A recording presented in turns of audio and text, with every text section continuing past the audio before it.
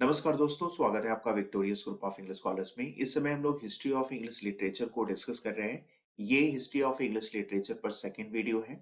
इसके पहले वाले वीडियो में हम लोगों ने हिस्ट्री ऑफ इंग्लिश लिटरेचर की टाइमलाइन को डिस्कस किया था, यानी ओल्ड इंग्लिश पीरियड से लेकर पोस्ट मॉडर्न एज तक का जो भी टाइमलाइन था वो हम लोगों ने डिस्कस किया था। हम लोगों ने बहुत सारी घटनाओं को एसोसिएट करके उस टाइमलाइन को याद किया था। उस वीडियो को अगर आपने नहीं देखा है तो डिस्क्रिप्शन में लिंक दिया गया है, उस वीडियो को आप जरूर देखिएगा। देखो, जब भी हम कोई टाइम पीरियड पढ़ते हैं तो हमें तीन बातों का ध्यान देना है। एक तो हमें ये ध्यान देना है कि वो जो टाइम पीरियड है वो पॉलिटिकली कैसा रहा, यानी उसमें कौन किंग था। क्योंकि हमें अच्छे से पता है कोई भी टाइम पीरियड अगर पॉलिटिकली शांत होगा तो ऑफ कोर्स उस टाइम पीरियड में लिटरेचर भी अच्छा लिखा जाएगा। तो हम पॉलिटिकली भी चेक करेंगे। दूसरा, हम लोग डिस्कस करेंगे रिलीजियस के पॉइंट ऑफ व्यू से वो टाइम पीरियड कैसा रहा, ठीक है। और तीसरा, हम लोग डिस्कस करेंगे लिटरेचर के पॉइंट ऑफ व्यू से। तो हर एक टाइम पीरियड में इन तीनों एस्पेक्ट को एक साथ लेकर के डिस्कस करेंगे। जितने भी इंपॉर्टेंट कैरेक्टरिस्टिक्स होंगे उस टाइम पीरियड में वो सब हम लोग याद करेंगे। बहुत इंपॉर्टेंट ये सेशन होगा, शुरू करते हैं। तो सबसे पहले शुरुआत करते हैं ओल्ड इंग्लिश पीरियड, जिसको हम एंग्लो सेक्सन या डार्क एज भी कहते हैं। इसका जो टाइम पीरियड है वो है 450 से लेके 1066। इसके पहले हम ओल्ड इंग्लिश पीरियड की इंपॉर्टेंट कैरेक्टरिस्टिक्स को डिस्कस करें। कुछ इंपॉर्टेंट पॉइंट्स को हम लोग अच्छे से पहले समझेंगे। इसके पहले वाले वीडियो में हम लोगों ने जो टाइमलाइन डिस्कस किया था उसमें हम लोगों ने बात किया था 450 एडी से लेकर के 1066 एडी तक का जो टाइम पीरियड होता है वो होता है ओल्ड इंग्लिश पीरियड। और हम लोगों ने ये भी डिस्कस किया था 43 एडी से लेकर के 450 एडी तक का जो टाइम पीरियड होता है इसमें इंग्लैंड में रोम का शासन होता है, ठीक है। अच्छा, एक चीज और हम लोगों को समझ लेनी है कि 43 एडी के पहले इंग्लैंड में क्या हो रहा था। देखो, 43 एडी के पहले इंग्लैंड में जो ट्राइब रहती थी वो रहती थी केल्टिक ट्राइब्स। केल्टिक ट्राइब्स का मतलब समझ रहे हैं? इसका मतलब ये है कि इसमें बहुत सारे ट्राइब्स रहते थे। ब्रिटेन में रहने वाले जो ट्राइब्स थे उनको कहा जाता था उस समय ब्रिटोन्स, ठीक है। और आयरलैंड में रहने वाली जो ट्राइब रहती थी उसको बोला जाता था आयरिश। स्कॉटलैंड में जो रहने वाली ट्राइब्स होती थी उसको बोला जाता था स्कॉटिश, ठीक है। ऐसे ही वेल्स और गैलिक, ये सारी ट्राइब्स इंग्लैंड में रहती थी। और पता है, ये जो ट्राइब्स थी ना, इनका लैंग्वेज, इनका कल्चर सब एक दूसरे से अलग था। इनमें आपस में बहुत ज्यादा मतभेद था। यही कारण था कि रोम का जो शासक था क्लाडियस, वो बहुत आसानी से इंग्लैंड पर आक्रमण करता है और इन सब पर जीत हासिल कर लेता है। और वो लगभग 400 साल तक, ठीक है, 400 साल तक वो इंग्लैंड में राज्य करता है। और जैसा कि पहले भी हम लोगों ने डिस्कस किया है कि 450 तक आते आते रोम अपनी पूरे आर्मी को ब्रिटेन से विड्रॉ कर लेती है। तो वंस अगेन ये जो ट्राइब्स होती है ना, वो इंडिपेंडेंस हो जाती है। तो उसी का फायदा फिर से जर्मनी और डेनमार्क उठाते हैं और ये इंग्लैंड पर आक्रमण करते हैं। और ये ना सिर्फ आक्रमण करते हैं लेकिन वो इंग्लैंड में आकर सेटल हो जाते हैं। और इन्हीं ट्राइब को बोला जाता है एंग्लो सैक्सन। और ये इंग्लैंड में लगभग 600 साल तक राज्य करते हैं। समझ में आ गया? 400 साल तक राज्य कौन किया? रोम किया। और फिर 600 साल तक राज्य करने वाले कौन रहते हैं? ये रहते हैं एंग्लो सैक्सन, जो कि जर्मेनिक ट्राइब्स होती है। ओल्ड इंग्लिश पीरियड में एक राजा हुआ था जिसका नाम था किंग आर्थर। जरूर आपने नाम सुना होगा, किंग आर्थर, ठीक है। ये ब्रिटेन का राजा था। और ऐसा माना जाता है कि जब एंग्लो सैक्सन का इन्वेजन इंग्लैंड पे हो रहा था तो उस समय किंग आर्थर ही उनके अगेंस्ट बहुत सारी लड़ाइयां लड़ा था। और ऐसा माना जाता है कि ये बहुत सारे डेविल और सैटन से भी लड़ाइयां लड़ा था और उनको डिफीट भी किया था। और किंग आर्थर को ध्यान रखना एक लेजेंडरी हीरो माना जाता है। इसके बारे में जो भी कहानियां हैं कुछ सच्ची भी हैं और कुछ झूठी भी हैं। और बाद में बहुत सारे राइटर्स ने, खास करके अल्फ्रेड लॉर्ड टेंसन ने, किंग आर्थर को बहुत ज्यादा महिमा मंडित किया है, बहुत ज्यादा इनको अप्रिसिएट किया है। आपको अच्छे से याद आ रहा होगा, उनका एक पोएम है पासिंग ऑफ द आर्थर, ठीक है। उसमें किंग आर्थर को उन्होंने बहुत ज्यादा अप्रिसिएट किया है।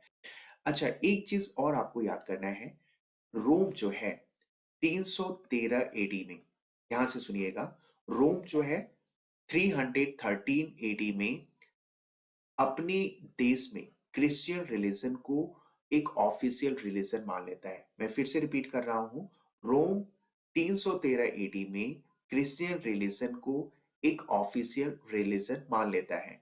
उस समय रोम का शासन कहाँ चल रहा था? इंग्लैंड में भी चल रहा था। तो जरूर उसने इंग्लैंड में भी क्रिश्चियनिटी को स्प्रेड करना शुरू कर दिया होगा। तो आप समझ सकते हैं कि इंग्लैंड में क्रिश्चियनिटी का जो स्प्रेडिंग है उसकी शुरुआत ये रोम ही कर चुका था। ऑर्गेनाइज तरीके से, प्लान्ड तरीके से अगर इंग्लैंड में कोई स्प्रेड करता है क्रिश्चियनिटी को, तो वो करते हैं सेंट ऑगस्टाइन ऑफ कैंटरबरी। ठीक है, ये करते हैं 6th सेंचुरी में, यानी 6th सेंचुरी के लास्ट डिकेड में क्रिश्चियनिटी बहुत तेजी से ब्रिटेन में फैलती है, इनफैक्ट पूरे यूरोप में फैलती है।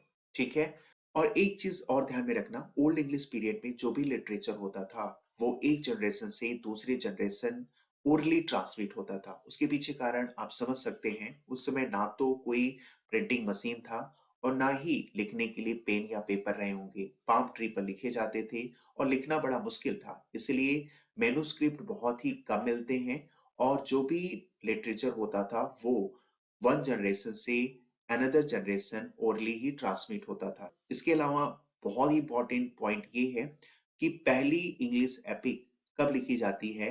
वो लिखी जाती है, ध्यान रखना, ओल्ड इंग्लिश पीरियड में, और उस एपिक का नाम रहता है बीओल्फ।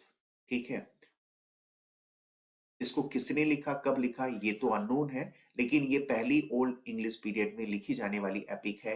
ये एक इंपॉर्टेंट फैक्ट है, इसको आप याद रखेंगे। देखो, ओल्ड इंग्लिश पीरियड को डार्क एज भी इसलिए कहा जाता है क्योंकि इस एज में बहुत ज्यादा लिटरेचर लिखा नहीं जाता है। ना तो इस एज में बहुत ज्यादा इंपॉर्टेंट राइटर्स होते हैं और ना ही बहुत अच्छी अच्छी लिटरेचर लिखी जाती है। इसके बावजूद भी ध्यान रखना, ये जो पीरियड होता है वो इंग्लिश लिटरेचर या फिर इंग्लिश लैंग्वेज की विकास के लिए, डेवलपमेंट के लिए एक इंपॉर्टेंट पीरियड होता है। ठीक है, अब आइए हम लोग थोड़ा सा डिस्कस करते हैं इंग्लैंड में क्रिश्चियनिटी का ग्रोथ कैसे होता है। ठीक है, देखो, इंग्लैंड में सबसे पहले क्रिश्चियनिटी को बहुत ही प्लान्ड तरीके से स्प्रेड करने का श्रेय किसको जाता है? सेंट ऑगस्टाइन ऑफ कैंटरबरी को जाता है। वो भी 1597 में क्रिश्चियनिटी अच्छे तरीके से इंग्लैंड में स्प्रेड होना शुरू हो जाता है और लगभग 4 से 500 साल के अंदर ये जो क्रिश्चियनिटी है पूरे वेस्टर्न कंट्रीज में बहुत तेजी से फैल जाती है। फिर आपने देखा होगा कि कोई भी रिलीजन हो, जब उसमें बहुत ज्यादा विस्तार हो जाता है तो उसमें मतभेद भी होता है। आप इस्लाम धर्म की ले लो, उसमें भी देखो शिया और सुन्नी दो विचारधारा के लोग हैं। ठीक वैसे ही जैन धर्म में आप ले लीजिए, उसमें भी दिगंबर और श्वेतांबर दो विचारधारा के लोग हैं। ठीक वैसे ही क्रिश्चियनिटी का जब विस्तार बहुत ज्यादा हो जाता है तो इसमें भी दो विचारधाराएं आ जाती हैं। ठीक है, खास करके थियोलॉजिकल और कल्चरल डिफरेंसेस को लेकर, थियोलॉजिकल मतलब धर्मशास्त्र और कल्चर को लेकर के दो विचारधाराएं क्रिश्चियन रिलीजन में आती हैं। आप पहले समझिए रोमन कैथोलिक चर्च। देखो, रोमन कैथोलिज्म को फॉलो करने वाले सारे वेस्टर्न कंट्रीज हैं, जितने सारे England, America, France, Germany, Canada, ये सारे जो कंट्रीज हैं ये किसको फॉलो करते हैं? रोमन कैथोलिक चर्च को। और ईस्टर्न ऑर्थोडॉक्स चर्च का मतलब आप समझ रहे हैं, जहां पे आज इजराइल और फलस्तीन देश हैं, वहां पे जो पहले क्रिश्चियन रिलीजन को फॉलो करने वाले फॉलोअर्स थे, उनके लिए यहाँ पे ईस्टर्न ऑर्थोडॉक्स चर्च का यूज किया गया है। यानी ईस्टर्न ऑर्थोडॉक्स चर्च के जो फॉलोअर्स थे और रोमन कैथोलिक चर्च के जो फॉलोअर्स थे, इन दोनों के बीच में मतभेद हो गया। किस बात को लेकर? थियोलॉजिकल और कल्चरल डिफरेंसेस को लेकर के। देखो, रोमन कैथोलिक चर्च में ये मान्यता थी कि जो पोप है ना, वो सुप्रीम पावर या सुप्रीम लीडर है, वो जो आदेश देगा उसको सबको मानना पड़ता है। और वहीं ईस्टर्न ऑर्थोडॉक्स चर्च के जो फॉलोअर्स हैं वो ये मानते हैं कि अगर कोई डिसीजन लेना है तो जितने भी आर्च बिशप के जो पादरी होंगे, क्लर्जीमैन होंगे, वो सब मिल करके कोई डिसीजन लेंगे। ईस्टर्न ऑर्थोडॉक्स चर्च में पोप का कोई कॉन्सेप्ट नहीं है। तो इस तरह से इनमें ध्यान रखना, एक मतभेद होना स्टार्ट हो जाता है। तो इस छोटी मतभेद के बाद एक और बड़ा क्रिश्चियन रिलीजन में मतभेद होता है और उसके कारण बनते हैं मार्टिन लूथर और जॉन कैल्विन। ठीक है, ये दोनों बड़े स्कॉलर्स और थियोलॉजिस्ट भी होते हैं। मार्टिन लूथर कहते हैं कि देखो, रोमन कैथोलिज्म में बहुत सारे इल प्रैक्टिसेस और बहुत सारे ऐसे रिचुअल्स हैं जो अननेसेसरी हैं। ठीक है, उन्होंने बहुत सारे काउंट कराए जिसमें से कुछ मुख्य हैं। वो कहते हैं मार्टिन लूथर कि रोमन कैथोलिज्म में एक सिस्टम होता है कि अगर कोई व्यक्ति पाप करता है, पाप करने के बाद वो चर्च में आता है और क्लर्जी मैन को कुछ पैसे देता है, और फिर वो क्लर्जी मैन बदले में उसको इंडल्जेंस देता है और जिससे उसका पाप समाप्त हो जाता है। तो मार्टिन लूथर कहते हैं ऐसा थोड़ी ना होता है कि आप जो है पाप करके आओ और पैसे क्लर्जी मैन को पकड़ा दो और वो आपको इंडल्जेंस दे देगा और आपके पाप समाप्त हो जाएंगे। ये बिल्कुल सही नहीं है। इसके अलावा मार्टिन लूथर ये भी कहते हैं कि देखो, जीसस क्राइस्ट ठीक है, जीसस क्राइस्ट का जो ज्ञान है बाइबल वो भी ठीक है, लेकिन उसके अलावा जो और बहुत सारे रिचुअल्स हैं ना वो बिल्कुल अननेसेसरी हैं। वो कहते हैं कि जीसस क्राइस्ट की मदर जो वर्जिन मैरी है उनको वर्शिप करना वो भी अननेसेसरी है। ठीक है, और देखते ही देखते मार्टिन लूथर और जॉन कैल्विन के सपोर्ट में बहुत सारे लोग आ जाते हैं। और चूंकि मार्टिन लूथर क्या करते थे, रोमन कैथोलिज्म के अगेंस्ट में आते हैं, यानी रोमन कैथोलिज्म का प्रोटेस्ट करते हैं। चूंकि ये रोमन कैथोलिज्म के प्रोटेस्ट में आए थे इसलिए इसको हम प्रोटेस्टेंटिज्म कहेंगे। तो पूरी बात समझ में आ गया। इंग्लैंड में क्रिश्चियनिटी लगभग 6th सेंचुरी में स्प्रेड होना स्टार्ट होती है और बहुत तेजी से पूरे वेस्टर्न कंट्रीज में क्रिश्चियनिटी स्प्रेड हो जाती है। 1054 में पहली बार छोटा सा मतभेद होता है और अर्ली 16th सेंचुरी में तो बहुत बड़ा मतभेद हो जाता है। पूरा क्रिश्चियन रिलीजन दो धड़े में बंट जाता है। एक हो जाता है रोमन कैथोलिज्म और दूसरा हो जाता है प्रोटेस्टेंटिज्म। देखो, ओल्ड इंग्लिश पीरियड को ऑलरेडी हम लोगों ने डिस्कस कर लिया है। ये 600 साल का टाइम पीरियड होता है। लिटरेचर के पॉइंट ऑफ व्यू से बहुत ही ज्यादा बैकवर्ड होता है। 600 साल में ना तो बहुत बड़े बड़े कोई राइटर्स आते हैं और ना ही बहुत अच्छी अच्छी वर्क्स लिखे जाते हैं। हाँ, उनमें कुछ हैं जिसको हम लोग डिस्कस कर लेते हैं, जैसे कि बेडे। बेडे को ध्यान रखना फादर ऑफ लर्निंग कहा जाता है और इनकी जो बहुत ही फेमस वर्क है वो है एक्लिजियास्टिकल हिस्ट्री ऑफ इंग्लिश पीपल। एक्लिजियास्टिकल का मतलब होता है जो चर्च से रिलेटेड हो। दूसरे इस एज के इंपॉर्टेंट राइटर हैं कैडमन, जिसको एंग्लो सेक्सन का मिल्टन कहा जाता है। जैसे मिल्टन एक रेवोल्यूशनरी पोएट थे, ठीक वैसे ही कैडमन भी थे। और ध्यान रखना ये अपने एक इंपॉर्टेंट वर्क पैराफ्रेज के लिए जाने जाते हैं। ठीक है, इसके बाद आपको याद करना है सिनेउल्फ। सिनेउल्फ भी ध्यान रखना ओल्ड इंग्लिश पीरियड के बड़े ही इंपॉर्टेंट राइटर्स होते हैं और ये अपनी रिलीजियस कंपोजिशन के लिए जाने जाते हैं। यानी इन्होंने बहुत सारे रिलीजियस वर्क्स लिखे हैं जैसे कि द क्राइस्ट, जूलियाना और the fates of the apostles.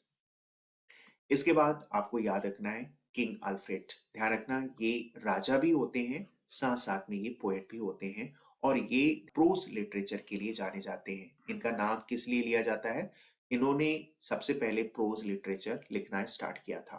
Next video में मिडिल इंग्लिश पीरियड को डिस्कस करेंगे। आज के लिए बस इतना ही। धन्यवाद। Thank you.